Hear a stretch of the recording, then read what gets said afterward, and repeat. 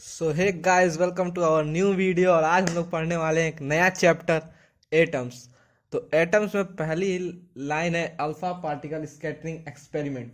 तो alpha particle scattering experiment क्या था, कैसे हुआ था, किसने किया था, क्या कंक्लूजन्स थे, क्या ड्रॉबैक्स थे, आज हम लोग वो सब देखने वाले हैं। And distance of closest approach भी हम लोग देखने वाले हैं, जो कि एक न्यूमेरिकुलर चीज़ है इस टॉपिक का। सो शुरू करते हैं।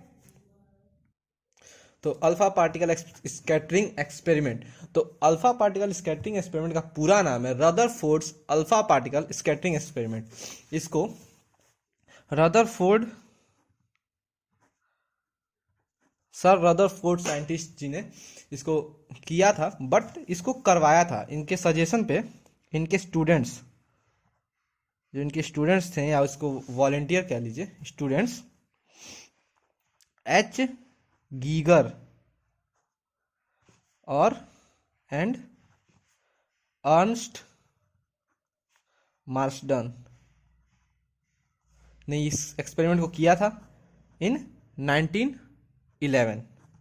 1911 में देखिए, अल्फा पार्टिकल स्कैटरिंग एक्सपेरिमेंट की ब्रीफ डिस्क्रिप्शन आप ऐसे दे सकते हैं कि alpha particle scattering experiment was done by Rutherford and on suggestion of the Rutherford, Ernst Rutherford, his students H. Giger and Ernst Marsden did this experiment in 1911 to show the nucleus को show करने के लिए।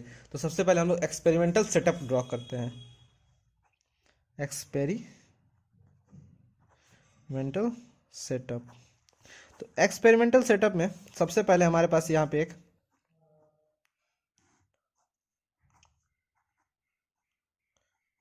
Lead का frame है। सबसे पहले एक lead की फ्रेम है। लेड की फ्रेम में एक रखा है सोर्स ऑफ अल्फा पार्टिकल। यहाँ लगे हैं लेड के bridge.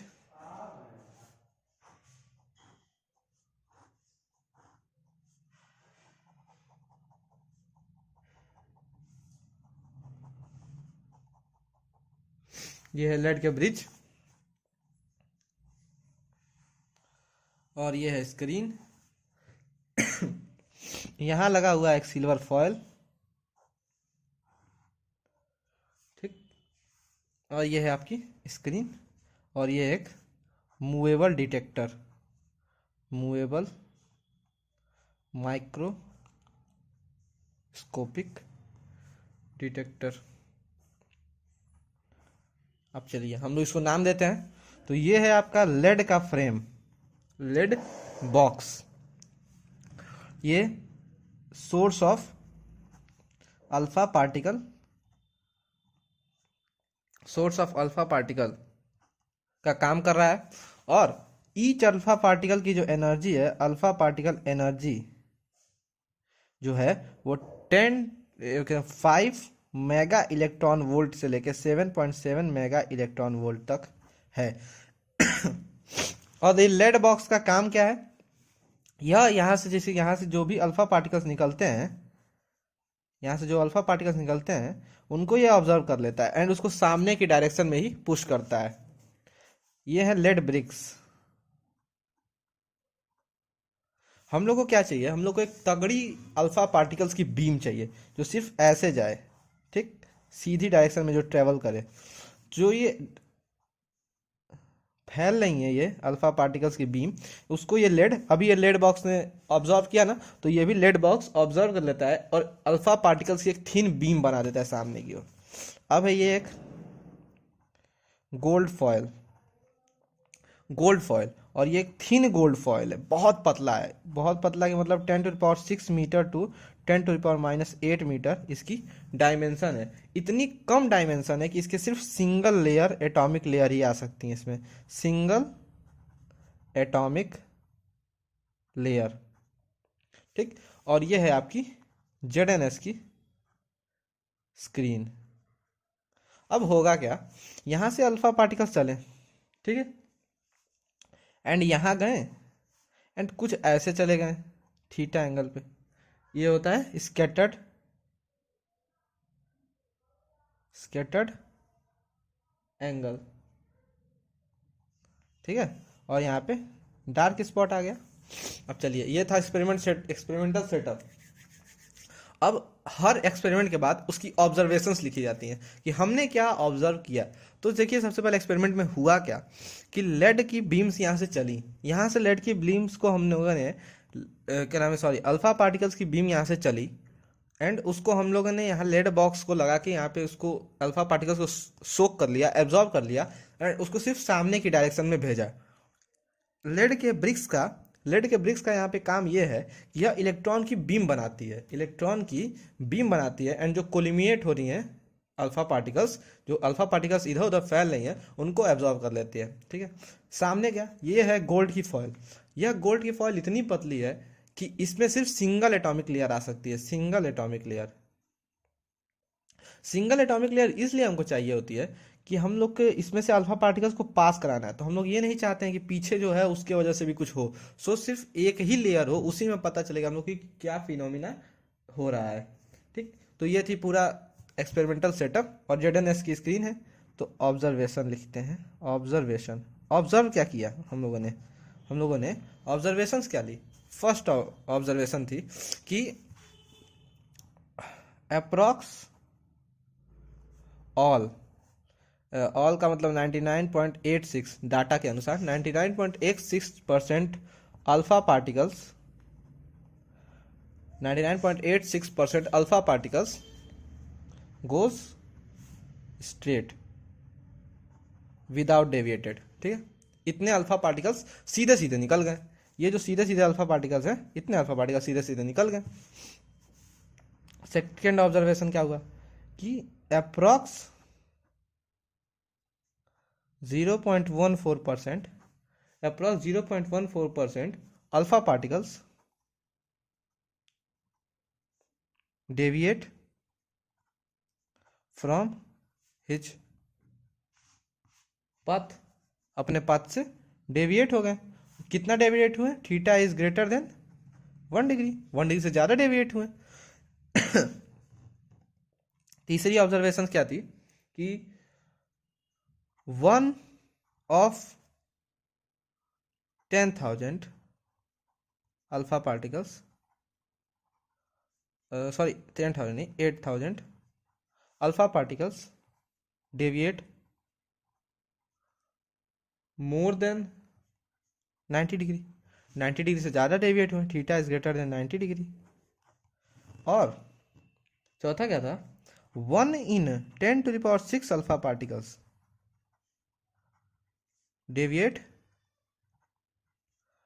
Theta is greater than 180 degree, 180 degree से ज़्यादा डेविएट हुए, या फिर theta is equal to 180 degree कर दीजिए, 180 डिग्री से ज़्यादा डेविएट हो गए।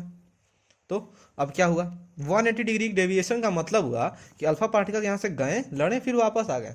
तो इससे हम लोग को ऑब्जर्वेशन से डिनोट क्या होता है कि हम लोग इस ऑब्जर्वेशन से समझते क्या है। तो इससे यह ऑब्जर्वेशन निकल के आई कि एटम के अंदर, एटम के अंदर कुछ है जो कि पॉजिटिवली चार्ज है। पॉजिटिवली चार्ज होने का मतलब यह कुछ ऐसा है, तो डेविएट होने का मतलब यह कुछ ऐसा है जो कि एटम के, देखिए हाँ हम आपको बताते हैं, यह कुछ ऐसा एक एटम है। ठीक है, इस एटम पे अल्फा पार्टिकल्स पड़े, या कुछ ऐसा है कि इस एटम पे अल्फा पार्टिकल्स पड़े एंड निकले यहाँ से भी। ठीक है, अब रदरफोर्ड ने ये कहा कि इसके बीच में कुछ ऐसा पॉजिटिव चार्ज है, कुछ ऐसा एक सॉलिड है जिससे वह रेज जो है वो डेविएट हो रही हैं, अल्फा पार्टिकल्स की जो रेज है वो डेविएट हो रही हैं। ये तो most of the alpha particles, 99% alpha particles जो हैं वो सीधे निकल गए। तो इन्होंने कहा कि जो चीज़ है एटम के अंदर वो बहुत ही छोटी है, बहुत ही कॉम्पैक्ट चीज़ है जो कि एटम के एकदम बीचों बीच है। और उसमें फिनोमिना क्या हुआ कि वो एक पॉजिटिवली चार्ज्ड है, जिसके कारण अल्फा पार्टिकल्स, कुछ जो अल्फा पार्टिकल्स पास से गए वो कुछ ऐसे डेविएट हुए। ठीक है, एंड जो यहाँ सीधा गया वो ऐसे वापस चला गया। ठीक है, पॉजिटिव होने के कारण, क्योंकि अल्फा पार्टिकल क्या होता है, अल्फा क्या होता है, डबली चार्ज हीलियम आयन अल्फा होता है। तो डबली चार्ज हीलियम आयन का मतलब हुआ कि उसके ऊपर डबल पॉजिटिव चार्ज है और इसके ऊपर भी पॉजिटिव चार्ज है, तो रिपल्सन होगा, एंड रिपल्सन की वजह से ऐसे रे डेविएट कर जाएगी या ऐसे लड़के वापस चली आएगी। तो ये था होल फिनोमिना। इसके बाद इन्होंने एक और बात कही, इन्होंने नंबर ऑफ अल्फा पार्टिकल्स को गिनने के लिए कि कितनी डेविएट हो रही हैं उसके भी एक फॉर्मूला दे दिया कि number of alpha particles deviated at angle theta, theta angle पे कितने नंबर ऑफ पार्टिकल्स डेविएट होंगे। तो इसका कुछ प्रूफ नहीं है, बस इन्होंने एक फॉर्मूला दे दिया sign to the power 4 theta by 2, जिसमें से के क्या है, तो के आपका कांस्टेंट है, ठीक। एंड जेड क्या है, जेड है atomic number of atom. Theta क्या है कि किस एंगल पे डेविएट हो रहा है। सो एन इज इक्वल टू के Z square upon sine to the power 4 theta by 2, ठीक। तो ये थी कुछ उनकी ऑब्जर्वेशंस। अब ये थी कुछ उनकी ऑब्जर्वेशंस जो उन्होंने ऑब्जर्व किया था जब उन्होंने उस एक्सपेरिमेंट को डन किया, उस एक्सपेरिमेंटल सेटअप पे जब उन्होंने एक्सपेरिमेंट किया तो उनको यह सब मालूम चला। इसके बाद उन्होंने अपने कुछ स्टेटमेंट्स दिए जो कि उनके कंक्लूजन्स हैं, कि कंक्लूजन ऑफ रदरफोर्ड ने क्या कहा इस एक्सपेरिमेंट को समझने के बाद, इस पे स्टडी करने के बाद उन्होंने अपने क्या कहा। तो उन्होंने पहला कहा कि most of the atom is hollow. क्यों होलो है, क्योंकि 99.86% अल्फा पार्टिकल्स निकल जा रहे हैं सीधे, जैसा कि आपने इस फिगर में समझा कि यह बहुत छोटा चीज है। यह उनकी कंक्लूजन ही है जो कि मैंने आपको एक फिगर के माध्यम से डायरेक्ट बता दिया कि क्या था। तो 99.86% निकल जा रहा है सीधा सीधा, इसका मतलब क्या है कि एटम ज्यादातर होलो ही होता है, एटम होलो ही होता है। दूसरा कंक्लूजन क्या था, there is some positive charge in it and in very small और कॉम्पैक्ट शेप एंड साइज, बहुत ही कॉम्पैक्ट शेप एंड साइज में है, क्योंकि 0.14% अल्फा पार्टिकल्स डिफ्लेक्ट भी हो रहे थे। इसके बाद उन्होंने क्या कहा कि अब उसके बाद न्यूक्लियस की उन्होंने डिफिनीशन दे दी। क्या न्यूक्लियस की डिफिनीशन दी उन्होंने कि the positive charge inside atom concentrated to very small space called nucleus, ठीक है। तो इन्होंने कहा कि वो, हाँ, तो इसके बाद फोर्थ स्टेटमेंट जो थी उनकी, आप जैसा देख रहे हैं यही उनकी फोर्थ स्टेटमेंट थी। देखिए कि number of alpha particles directly proportional to atomic number of atom square of atomic number of atom. इन्होंने क्या कहा था कि जो नंबर ऑफ अल्फा पार्टिकल्स होते हैं, वो हर एटम के लिए number of alpha particle scattered का मतलब कि उसमें से कितना अल्फा पार्टिकल निकल सकता है वो हर एटम के लिए अलग होगा, क्योंकि हर एटम की साइज अलग होती है, उसके न्यूक्लियस की साइज अलग होती है, तो उसके लिए हर एटम का अलग होगा। किसी के में 2 प्रोटॉन है, सपोज करिए आपके पास हाइड्रोजन है, तो हाइड्रोजन में आपका 1 प्रोटॉन है, तो उसकी साइज बहुत छोटी है। लेकिन अगर वहीं आप अगर यूरेनियम को देखेंगे तो यूरेनियम में बहुत ज़्यादा प्रोटॉन है, तो उसके लिए उसकी साइज बड़ी है। सो अल्फा पार्टिकल सबके लिए अलग होता है एंड उसके एटॉमिक नंबर के स्क्वायर के डायरेक्टली प्रोपोर्शनल होता है, क्योंकि साइज बड़ी है तो नंबर ऑफ अल्फा पार्टिकल्स भी ज़्यादा होंगे जो कि डेविएट हो या स्कैटर्ड हो।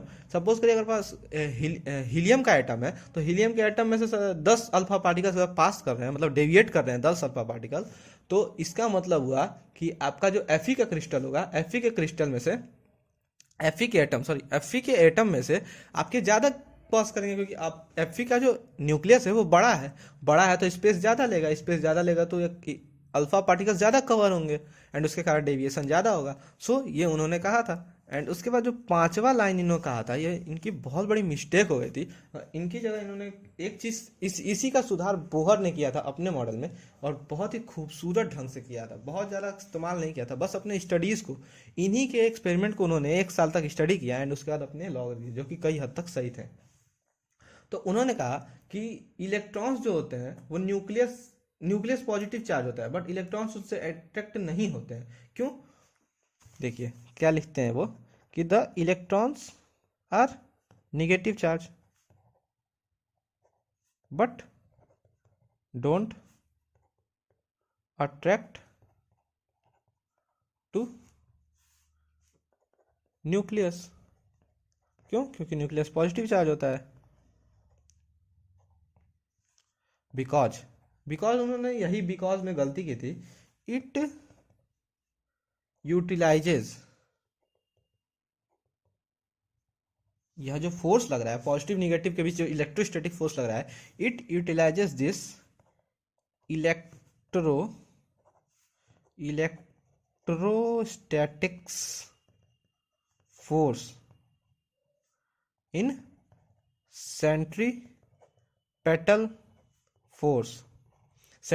फोर्स में यूटिलाइज कर लेता है and revolves in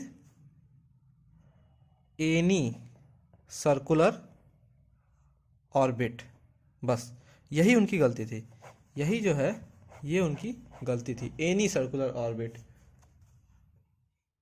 around nucleus, यही उनकी गलती थी। एनी सर्कुलर ऑर्बिट उन्होंने कहा दिया, कहीं भी घूम सकता है, कहीं भी। ठीक है, तो F of electrostatic is equal to F of centripetal. अभी इन्होंने बताया सेंट्रीपेटल फोर्स को, मतलब इलेक्ट्रोस्टैटिक फोर्स को सेंट्रीपेटल फोर्स बना के वर्क करता है। ठीक, तो ये इनकी जो बातें थी वो इन्होंने कही। अब इसके बाद एक फॉर्मूला डिराइव करना है हम लोग को, वह फॉर्मूला है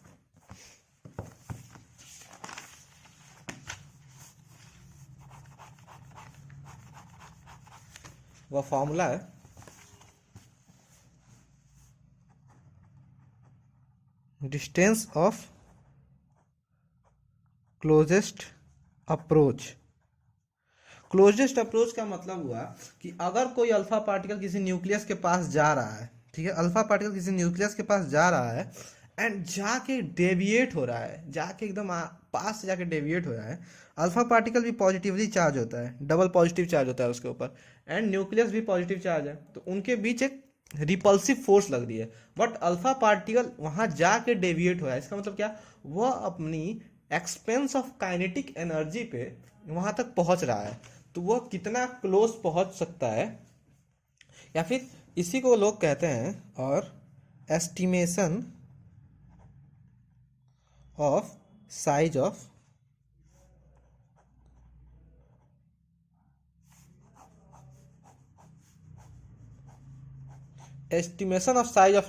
न्यूक्लियस का साइज एस्टिमेट करने का नियम। तो उसको हम लोग कैसे डिराइव कर सकते हैं, देखिए आप लोग, ये भाई अपना लेड का बॉक्स है, ठीक है, ये अल्फा पार्टिकल का सोर्स है, ठीक है, ये न्यूक्लियस, ये आपका एटम, ये आपका रहा आर नॉट रेडियस। अब यहाँ से अल्फा पार्टिकल निकला, ये इनिशियल है, इनिशियल पोजीशन पे अल्फा पार्टिकल यहाँ है, जिसके पास मैक्सिमम काइनेटिक एनर्जी, अभी जस्ट निकला है, ये मैक्सिमम काइनेटिक एनर्जी है इसके पास, पोटेंशियल एनर्जी है ही नहीं इसके पास, मैक्सिमम काइनेटिक एनर्जी है आप इसके पास। ठीक, अब इस मैक्सिमम काइनेटिक एनर्जी को ये यहाँ तक लेके पहुंचा, अब यहाँ पे आके ये फाइनल पोजीशन है इसकी, यहाँ पे आके ये अपनी काइनेटिक एनर्जी को भूल गया। ठीक, तो हम लोग according to conservation of mechanical energy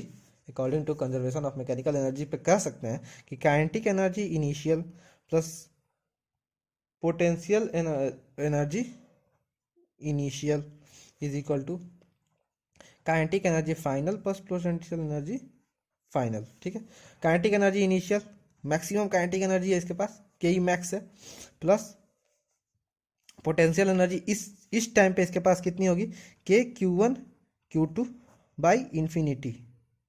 अब लोग सोच रहे होंगे कि के q one q two upon infinity कैसे हुआ, के q one q two upon infinity कैसे हो गया। तो इन्फिनिटी इस हिसाब से हुआ, यह इलेक्ट्रोस्टैटिक पोटेंशियल एनर्जी है, इलेक्ट्रोस्टैटिक पोटेंशियल जो कि इलेक्ट्रोस्टैटिक पार्ट में पढ़ाया गया है। के q one q two upon infinity कैसे हुआ, तो न्यूक्लियस का साइज कितना होता है, बहुत छोटा। एंड हम लोग यहाँ फायर कहाँ से कर रहे हैं, इस अल्फा पार्टिकल्स को हम लोग थ्रो कहाँ से कर रहे हैं, अप्रॉक्स किसी 1 मीटर 2 मीटर की दूरी से कर रहे होंगे। तो सोचिए अगर कोई दूरी फर्मी में है, इसकी फर्मी में होती है 10⁻⁻15 मीटर के आसपास, तो 10⁻⁻15 मीटर और 1 मीटर एक इन्फिनिटी के लिए होता है, ठीक, इन्फिनिटी शो कर देगा उसको। तो ये हुआ काइनेटिक एनर्जी फाइनल, यहाँ फाइनल आगे काइनेटिक एनर्जी जीरो हो जा रही है, काइनेटिक एनर्जी जीरो, क्योंकि उसके बाद वो रुक जा रहा है, रुकने के बाद वो वापस जा रहा है। So kinetic energy zero plus potential energy, फिर यहाँ पोटेंशियल एनर्जी कितना है, के q one q two upon, अब यहाँ पे फाइनल पोजीशन पे इसकी क्यू वन क्यू टू कितनी हो जाएगी, आर नॉट, डिस्टेंस कितना हो जाएगा r naught. So upon infinity zero, kinetic energy is equal to हो जाएगा K q one q two upon r naught. So r naught is equal to हो जाएगा K q one q two upon kinetic energy. R naught के बराबर क्या लिख सकते हैं हम लोग, के को क्या लिख सकते हैं 1/4 pi epsilon naught into q one q two by kinetic energy. ये हुआ distance of closest approach. R naught की वैल्यू निकालना, एस्टिमेशन ऑफ आपका हुआ वो, एस्टिमेशन ऑफ आपका न्यूक्लियस, साइज ऑफ न्यूक्लियस का हो गया। R naught is equal to हम लिख सकते हैं, अब देखिए क्यू वन क्या है, अल्फा पार्टिकल, अल्फा पार्टिकल पे चार्ज कितना, अल्फा पार्टिकल पे चार्ज कितना, तो अल्फा पार्टिकल क्या होता है, डबली चार्ज हीलियम आयन, तो 2e का चार्ज हुआ इसके ऊपर इंटू पॉजिटिव चार्ज है। एंड क्यू टू यहाँ क्या है, ये क्यू टू क्या है, न्यूक्लियस है, तो न्यूक्लियस पे कितना चार्ज, तो जितना उसका एटॉमिक नंबर उतना उसका चार्ज, जेड ई, क्यू बराबर Z E 4 pi epsilon not Z के ई, ठीक। ये हुआ क्लोजेस्ट अप्रोच। अब जैसे इसके बाद यह टॉपिक खत्म होने को आता है, एंड अब हम लिख सकते हैं ड्रॉबैक्स ऑफ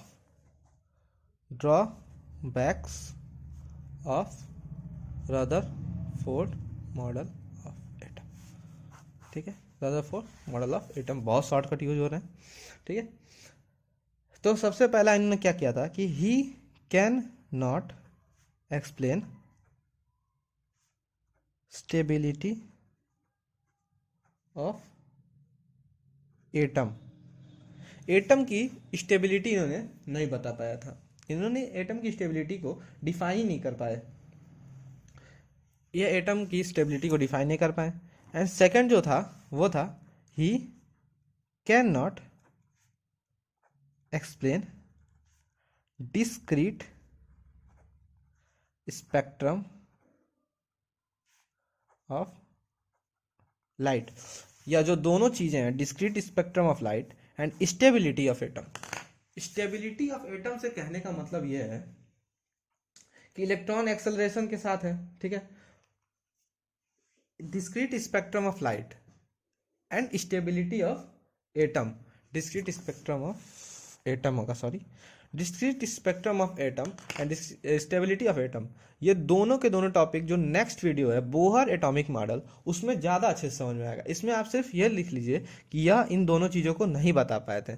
एंड इस वीडियो को हम लोग यहीं रोकते हैं, काफ़ी लंबा हो गया वीडियो, इस वीडियो को हम लोग यहीं रोकते हैं। अगर आपको ये टॉपिक समझ आया तो प्लीज़ इस वीडियो को लाइक कीजिए, इस वीडियो को शेयर कीजिए, ज़्यादा से ज़्यादा अपने दोस्तों के पास शेयर कीजिए, एंड चैनल को सब्सक्राइब कीजिए।